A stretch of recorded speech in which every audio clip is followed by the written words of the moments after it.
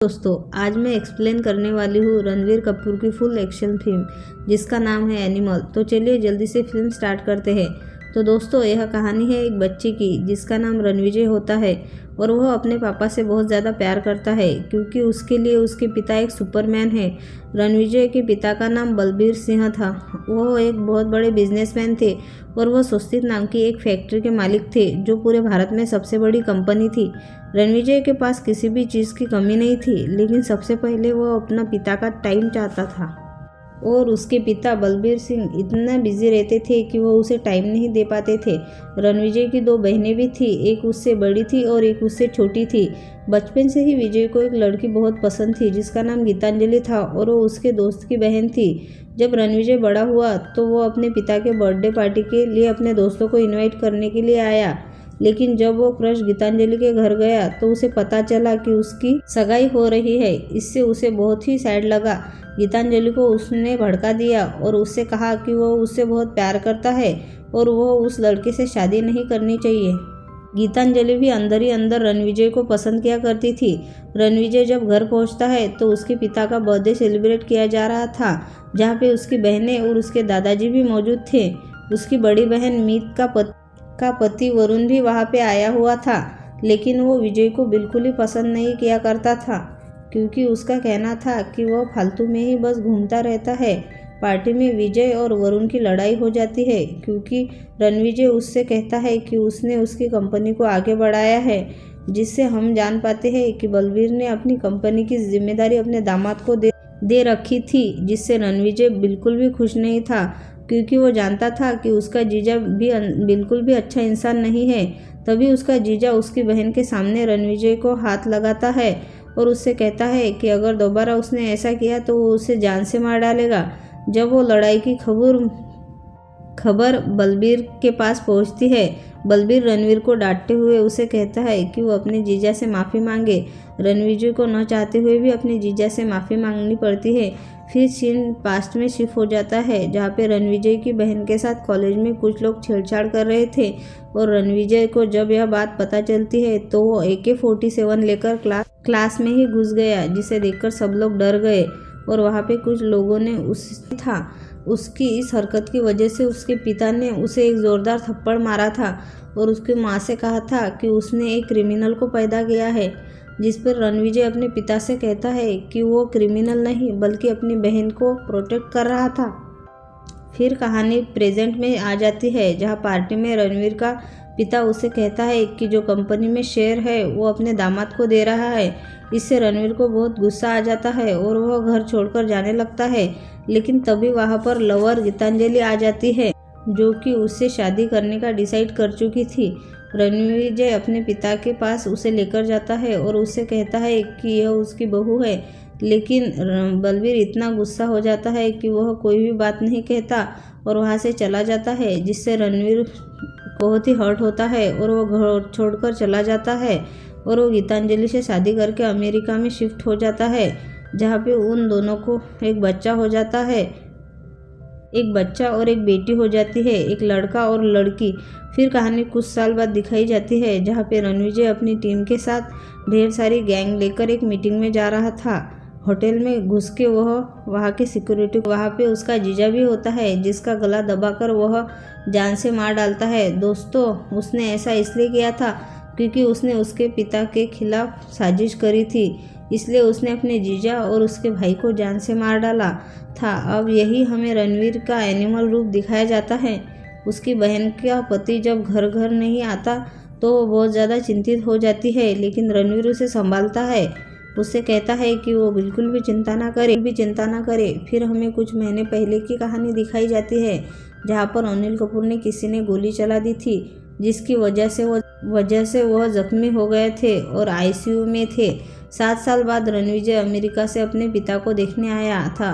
वो अपनी बीवी और बच्चों के साथ जब वो अपने पिता से मिला तो बलबीर उसे देखकर बहुत ज़्यादा खुश हुआ और उसने उसकी बीवी को एक्सेप्ट कर लिया। बलबीर ने उससे बताया कि जब उसे पहली गोली लगी तो सिर्फ उसे उसका चेहरा ही नज़र आया और उसे एहसास हुआ कि वो कितना गलत था, जो कि उस टाइम नहीं दे पा रहा था। और रणविजय वहीं पर रुक के अपने पिता को प्रोटेक्ट करने का फैसला करता है। सबसे पहले वह स्वस्तिक के वर्कर के पास जाकर उनसे कहता है कि वह आप बिल्कुल सही सलामत है, तो चिंता ना करें, फिर से काम करने लगे। वह उन्हें वादा भी करता है कि जिसने भी उसके पिता पर गोली चलाई है वह उसे एक एक का सर काट देगा। बलबीर ये देखकर हैरान हो जाता है और उसे लगता है कि उसका बेटा अब भी क्रिमिनल ही है। अगले दिन रणविजय अपने पिंड जाता है जहाँ पे वह पला बड़ा था और वहाँ पे अपने गांव के भाइयों को देखकर वह बहुत ही खुश हो जाता है। वह उनसे मदद मांगता है और उनसे कहता है कि उसके पिता को गोली लगी है और कोई भी ऐसा जवाबदार सिक्योरिटी गार्ड नहीं है जिसके उनके लिए गोली खाई हो। उसे कुछ ऐसा लोग चाहिए जो कि उसके पिता को दिल और जान की रक्षा कर सके। यह सुन के सभी तैयार हो जाते हैं और अपने पिता के सामने उन्हें लेकर जाता है और उन्हें बताता है कि अब उनकी प्रोटेक्शन की जिम्मेदारी इनकी होगी। बलबीर सिंह अपने बेटे के डिसीजन से खुश नहीं था। वो उसे कहता है कि आखिर वो यह सब क्यों कर रहा है, तो रणविजय उससे कहता है कि अगर वो बाहर गए तो पक्का वो लोग अनिल कपूर को मार डालेंगे और वो उसे इस बात का पता लगना है कि वो लोग कौन है और उसे क्यों मारना चाहते हैं। बलबीर का एक और बॉडी डबल रोल लेकर आता है और उसे कहता है कि आज से ये उसकी एक्टिंग करेगा, उन्हें यहाँ सेफ रखा जाएगा और बलबीर बाहर जाएगा। एक दिन नकली बलबीर बाहर जा रहा होता है तो उस पर गोलीबार होने लगती है और हम असरार नाम के एक बंदे को देख पाते हैं जो कि उनका दुश्मन था। वो उसके बॉडी डबल को बलबीर सिंह समझ के शूट करके जान से मार डालता है और जब रणविजय को यह खबर पहुंचती है तो वो अपने पिता के सामने उसकी लाश को देखता है, जिससे उसका पिता समझ जाता है कि अगर उसकी जगह वो होता तो उसका भी यही हाल होता। उसका जीजा जब उसके पिता को जिंदा देखता है तो हैरान हो जाता है और तुरंत असरार को फ़ोन करके बताता है कि उन्होंने एक बॉडी डबल को मारा है। उसका ससुर अब भी जिंदा है और वो बिल्कुल सही सलामत है। असरार उससे कहता है कि सबसे पहले क्यों ना वो उसके बेटे को ही ख़त्म कर दे। रणविजय उनकी यह बातें सुन रहा होता है, जिससे वह समझ जाता है कि उसका जीजा भी इन सब बातों में शामिल है और वो इसलिए अपने जीजा को जान से मार रहा था। अब रणविजय अपने होटल में एक मशीन गन मंगवाता है जो कि उसने स्पेशली ऑर्डर की थी। तभी वहाँ पर असरार अपने आदमियों के साथ आता है और उसके होटल में सबको मार डालता है। तो वहाँ पर बहुत ही घमासान लड़ाई हो जाती है जो कि बहुत ही ज़्यादा खतरनाक सीन था। रणविजय और उसकी टीम एक एक करके सबको मार डालती है और ग्रुप से तो रणवीर अकेले ही लड़ता है और एक एक के सबको मारने लगता है। उस लड़ाई में बहुत ज़्यादा जख्मी भी हो जाते हैं और उसके शरीर में कई सारे कट्स लग जाते हैं, लेकिन वो लोग बहुत सारे होते हैं जो कि रुक ही नहीं रहे थे। फिर वो अपनी मशीन गन निकालता है और सबको एक एक करके गोलियों से भून देता है। तभी असरार चुपके से आके उसकी छाती में शूट कर देता है और उसे लगता है कि शायद वह मर गया, लेकिन रणवीर उठता है, असरार को मारने वाला होता है। लेकिन तभी उससे आविद नाम के एक बंदे का कॉल आ जाता है और वह रणविजय उसे उठाता है तो उसे कहता है कि उसका बॉस अब मर गया है और वह कितने भी लोग भेजे दे वो सबको एक एक करके मार डालेगा। उसके बाद वो असरार को शूट कर देता है, खुद भी बेहोश हो जाता है। कुछ दिनों तक उसका ट्रीटमेंट चलता है। वो 15 दिन बाद कोमा से बाहर आता है, जहाँ डॉक्टर उसे बताते हैं कि उसे हार्ट ट्रांसप्लांटेशन की ज़रूरत है क्योंकि छाती में गोली लगने की वजह से उसका दिल धीरे धीरे काम करना बंद कर देगा। विजय सबसे कहता है कि उसे कुछ भी नहीं होने वाला। उसके बाद वह अपनी बहन के पास जाता है और उसे बताता है कि उसने अपने जीजा को मार डाला है, जिससे उसकी बहन उससे कहती है आखिर उसने ऐसा क्यों किया। तो वो उसे कहता है कि उसने ही उसके पिता को एक गोली चलवाई थी। रणविजय ने अपने सारे सोर्सेस खो दिए थे, जिसकी वजह से ना वो सुन पाता था, ना टेस्ट कर पाता था और ना ही स्मेल कर पाता था, लेकिन उसके बावजूद भी उसका विश्वास था कि वह जल्दी ठीक हो जाएगा। का बेटा उसे हीरो मानता था और अपना आइडियल समझता था, लेकिन गीतांजलि उसके एटीट्यूड से बहुत परेशान हो गई थी। रणविजय गीतांजलि को समझाता है कि जब सब ठीक हो जाएगा तो सबसे पहले वो उस बंदे को मारेगा जिसने यह सब प्लान किया है और जितने भी होंगे वो सबको मार डालेगा। उसके बाद हमें असरार का भाई अबरार दिखाया जाता है जो इस्तांबुल में रह रहा था और उस दिन उसकी तीसरी शादी थी। आबिद अबरार का ट्रांसलेटर होता है क्योंकि अबरार बोल नहीं पाता था और आबिद वही बंदा था जिसने असरार को कॉल किया था। उस दिन शादी में एक बंदा आके अबरार को बताता है कि असरार मारा गया है। जैसे अबरार को बहुत दुख हो और गुस्सा आ जाता है और वह उस बंदे की आंखें निकाल देता है।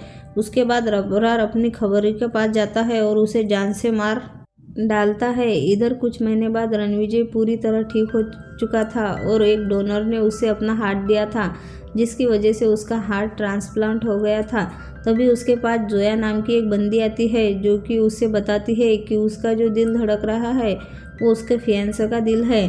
उजय को देखकर अजीब सी फीलिंग होती है और वो उसे अपने दादा के घर में रुकने के लिए कहता है। उसके बाद जब वो उससे मिलने के लिए जाता है तो उसके साथ इंटीमेट होता है। कुछ दिनों बाद जोया के साथ वक्त बिताने के बाद जोया को उससे प्यार हो जाता है और उसके बाद जोया अपना सीक्रेट उसे रिवील कर देती है। वो उसे कहती है कि उसे उसके दुश्मन अबरार ने भेजा है, जो किश्त में रहता था, और वह उसके पिता का चाचा जी कह के पुकारता है, जिससे उसे पता चल जाता है कि शायद वो उसका कज़न है। उसने उसे यहाँ पर भेजा था उसको प्यार में फंसाने के लिए, ताकि वो उसकी इन्फॉर्मेशन ले सके और उससे जो भी उसकी इन्फॉर्मेशन उसे दे उसके मुताबिक उसका छोटा भाई अजीज़ एक प्लास्टिक सर्जरी करवा रहा था, ताकि वो उसकी तरह दिख सके और उसके घर में दाखिल होकर वो सबको मार सके। उसका बड़ा भाई असरार भी उसके पिता को मारने के लिए आया था। उसने उसे मार डाला। उसके बाद सुन के वो जोया को बताता है कि उसे ये सब पहले ही पता था कि वो दुश्मन के साइड से आई है और वो उसका सच निकालवाना चाहता था, इसीलिए उसने उससे प्यार का नाटक किया। उसके बाद वो अपने दादा और पिता के पास जाता है और उनसे अबरार के बारे में पूछता है। उसका दादा उसे बताता है कि उसका एक और भाई था, लेकिन उसके पिता ने स्वस्तिक उसके नाम नहीं करी, बल्कि उसने उसे स्वस्तिक का मालिक बना दिया, जिससे वो चिढ़ गया और वो लोग उससे अलग हो गए तो इस्तांबुल में शिफ्ट हो गया।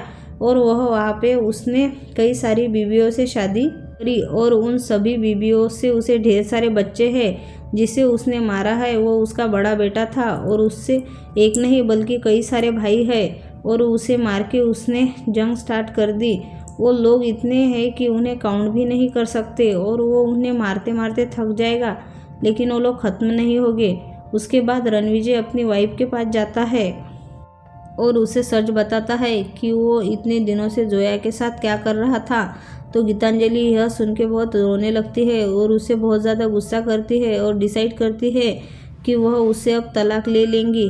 के बाद रणविजय उससे कहता है कि वह अपनी टीम के साथ इस्तांबुल जा रहा है ताकि वह अबरार को जान से मार सके। गीतांजलि उसे तैयार करती है और जंग में जाने के लिए भेज देती है। अगले दिन रणविजय उसके एरिया में पहुंचता है और उसके सारे आदमियों को मार डालता है और आविद अबरार को लेके वहां से भागने लगता है और वह कहता है कि अभी लड़ने का समय नहीं है। कि बीवी से रणविजय को पता चलता है कि वह यहाँ से भाग रहा है, इसलिए वो एयरपोर्ट पर पहुंच जाता है और अबरार को चैलेंज करता है। तो अबरार प्लेन से बाहर आता है और उन दोनों में बहुत ही घमासान लड़ाई होने लगती है, जिसमें रणविजय और अबरार को मारने वाला होता है। लेकिन मारने से पहले वह उससे कहता है कि वो एक खून है, अगर वो चाहे तो इस जंग को अभी ख़त्म कर सकता है। अबरार उसे इशारों में कहता है कि वह इस जंग को ख़त्म नहीं करने वाला। विजय उसका गला काट देता है, जिससे उसकी मौत हो जाती है। उसके बाद रणविजय वापस इंडिया आ जाता है और अपने पिता को बताता है कि उसने अबरार को भी मार डाला। कुछ दिनों बाद दिवाली पे उसके पिता उसे कहते हैं कि उसे कैंसर हो गया है और उसके पास सिर्फ 6 महीने का टाइम है बचा हुआ है। वह ये बात उसे बताता है कि उसने उसकी परवरिश अच्छी नहीं की। जब भी उसे उसका साथ देना चाहिए था वह उसे दूर रहा था। अपने पिता के मुंह से ये बात सुनकर रणविजय रोने लगता है और गीतांजलि अपने बच्चों को लेकर वहां से हमेशा के लिए जाने लगती है। लेकिन तभी रणविजय का बेटा वहां पर आकर उससे गले लग जाता है। गीतांजलि उन्हें देखकर रोने लगती है। उसके बाद पोस्ट क्रेडिट सीन में हमें आजिज दिखाया जाता है, जो कि अबरार और असरार का छोटा भाई था। उसने प्लास्टिक सर्जरी करा ली थी और वो बिल्कुल रणविजय की तरह ही दिखता था। जोया से पूछता है कि क्या उसकी शक्ल उससे मिलती है, तो जोया उसको कंफर्म करती है कि उसकी शक्ल बिल्कुल सेम है। अजीज ने रणविजय को 2 आदमियों को पकड़ रखा था और उन्हें चाकू से बुरी तरह स्टैम्प करके जान से मार डालता है। उस काम के लिए इस मूवी के साथ हमें नेक्स्ट पार्ट का सीक्वल दिखाया जाता है और ये मूवी यहीं पर एंड हो जाती है। मूवी के नेक्स्ट पार्ट को देखने के लिए डॉली सिनेमा को सब्सक्राइब ज़रूर करें और कमेंट में हमें बताएं कि स्टोरी आपको कैसी लगी और लाइक करना ना भूलें। Thank you.